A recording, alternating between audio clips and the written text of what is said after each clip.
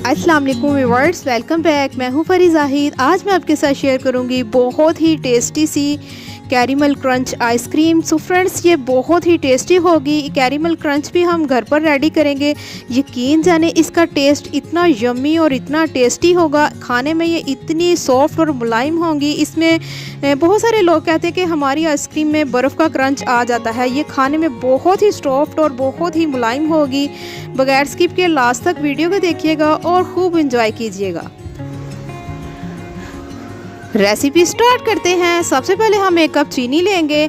इसको लेकर हम स्लो फ्लेम पर मेल्ट होने देंगे। इसमें हमने ना तो पानी ऐड करना है, कुछ भी हमने ऐड नहीं करना। इसी तरह हम स्लो फ्लेम पर इसको पकाएंगे। ये आहिस्ता आहिस्ता से मेल्ट होगी तो इसका कलर भी चेंज होना शुरू हो जाएगा।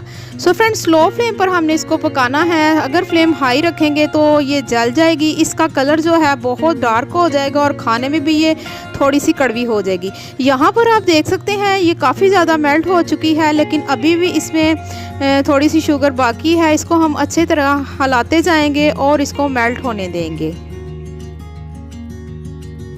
यहाँ पर आप देख सकते हैं ये मेल्ट हो चुकी है। अब हम इसमें 1 टीस्पून बटर ऐड करेंगे। बटर चाहे आप अनसाल्टेड यूज़ कर लें या साल्टेड, इसमें कोई इशू नहीं। मैंने यहाँ पर अनसाल्टेड बटर इसमें ऐड कर दिया है। तो इसको भी हमने अच्छे तरीके से मिक्स कर लिया है। इसके साथ ही साथ हम इसमें ऐड करेंगे 1 चुटकी मीठा soda. So friends, baking soda जो आम किचन में आम घरों में पड़ा होता है, ये वो वाला बेकिंग सोडा है। तो बहुत ज़्यादा हमने इसको ऐड नहीं करना। इसको ऐड करने से इस पर बहुत ही खूबसूरत सा कलर आ जाएगा। तो यहाँ पर आप देख सकते हैं काफ़ी ज़्यादा ये मुलायम हो चुकी है। अब यहाँ पर मैंने 1/4 कप आलमंड और काजू को मैंने ग्राइंड कर लिया था। बहुत ज़्यादा मैंने ग्राइंड नहीं किया, रफ सा मैंने उनको ग्राइंड कर लिया था। वो भी मैंने इसमें ऐड कर दिए हैं। चले जी, हमारा कैरेमल क्रंच बिल्कुल रेडी है। यहाँ पर मैंने एक बटर पेपर ले लिया है। अब हमने जो अपना कैरेमल रेडी किया था वो हम इसके ऊपर इस तरह से लगा देंगे। इसको हम अच्छे तरीके से फैला देंगे। फैलाने के बाद हम इसका ठंडा होने का वेट करेंगे। यहाँ पर फ्रेंड्स आप देख सकते हैं 2-3 घंटे के बाद मैंने इसको चेक किया है। ये काफ़ी ज़्यादा क्रंच इसमें आ चुका है और बहुत ही टेस्टी सा ये यम्मी सा हमारा कैरेमल क्रंच रेडी है। बटर पेपर को हम इस तरह से थोड़ा थोड़ा करके हटा देंगे।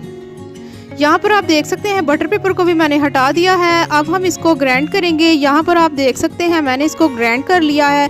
बहुत ज़्यादा इसको भी हमने ग्राइंड नहीं करना। जितने हमने आलमंड ग्राइंड किए थे उतना हम इसे ग्राइंड करेंगे। चले जी, कैरेमल क्रंच हमारा रेडी है। इसको हम कर देते हैं साइड पर। अब हमें चाहिए एक बाउल। सबसे पहले मैं इसमें 1.5 कप विप क्रीम ऐड करूँगी। आइसिंग क्रीम मैंने यूज़ की है। आम क्रीम जो हम केक के ऊपर लगाते हैं, ये वो वाली क्रीम है। इसको हम अच्छे तरीके से बीट करेंगे। इसको हमने इतना बीट करना है कि ये क्वांटिटी में डबल हो जाए और बहुत ज़्यादा क्रीमी शेप में आ जाए और सॉफ्ट और मुलायम हो जाए। यहाँ पर आप देख सकते हैं ये सॉफ्ट होना शुरू हो चुकी है, क्रीमी शेप में आ रही है, लेकिन अभी भी थोड़ी सी ये नरम है। इसको हम थोड़ा सा और हार्ड करेंगे।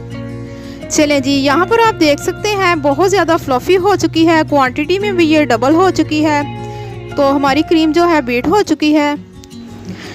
अब मैं इसमें ऐड कर रही हूँ एवापोरेटेड मिल्क। अगर आपके पास ये अवेलेबल ना हो तो आपने 2 कप दूध लेकर उसको इतना पकाना है कि 1/2 कप वो रह जाए। सो फ्रेंड्स, 1/2 कप मैंने एवापोरेटेड मिल्क इसमें ऐड किया है और साथ ही साथ 1/2 कप मैं इसमें कंडेंस मिल्क ऐड कर रही हूँ। इसके साथ साथ 2 से 3 ड्रॉप मैंने वनीला एसेंस ऐड कर दिए हैं। अब फिर से हम इसको 1 से 2 मिनट बीट करेंगे ताकि जो हमने इसमें कंडेंस मिल्क ऐड किया है वो अच्छे तरीके से मिक्स हो जाए। सो फ्रेंड्स, शुगर हमने बिल्कुल भी इसमें ऐड नहीं करनी, क्योंकि जो आइसिंग क्रीम है वो ऑलरेडी मीठी होती है और कंडेंस मिल्क में भी काफ़ी ज़्यादा मीठा होता है। चलिए जी फ्रेंड्स, अब हम इसमें ऐड करेंगे हमने जो अपना कैरेमल क्रंच रेडी किया था वो भी मैं इसमें ऐड करूँगी। अच्छे तरीके से मैं अब इसको मिक्स करूँगी। मिक्स करने के बाद हम इसको किसी बाउल में निकालेंगे।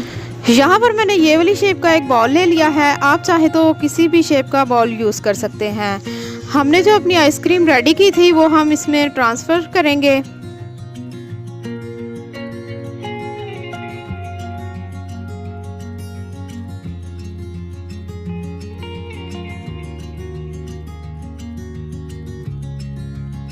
यहाँ पर फ्रेंड्स आप देख सकते हैं मैंने इसको बाउल में ट्रांसफ़र कर लिया है। अब स्पैचुला की मदद से हम इसको ऊपर से बिल्कुल इक्वल कर लेंगे।